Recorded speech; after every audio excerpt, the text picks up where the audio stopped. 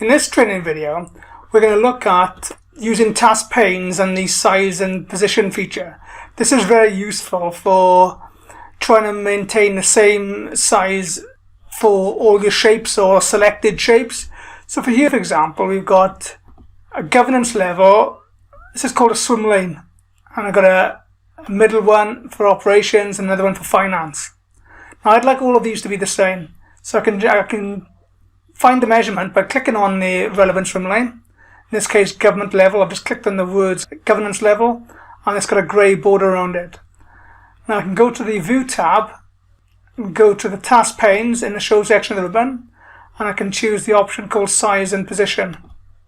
So it tells me the height is 41 millimeters. Now all three of them will have the same width, because the width has gone right across the page, but what they might not have is the same height.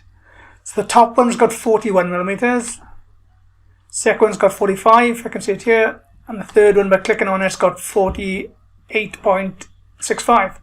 So if I wanted to stretch the swim lanes across the page, I can, in this example, I'm going to make them all 47.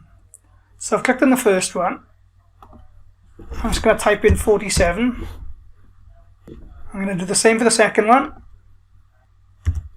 And all I'm doing is typing and entering. And same for the third one.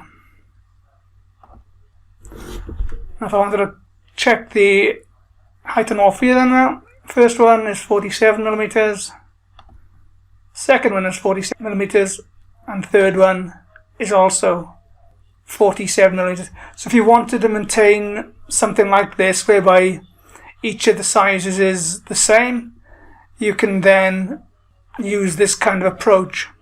So this now has looked at, in this video, the ability to resize, and this can be done from the width, the height, the X and the Y position for some shapes.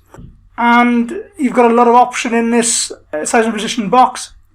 All I've used here is the height, but there's other ways you could try and change the measurements. But this has looked at 3 different swim lanes, and we've got them all now the same height. Now this completes the training video in this example on using task panes and the size and position option. If you enjoyed this video, make sure you like and subscribe to our channel. Hope to see you for the next tutorial, and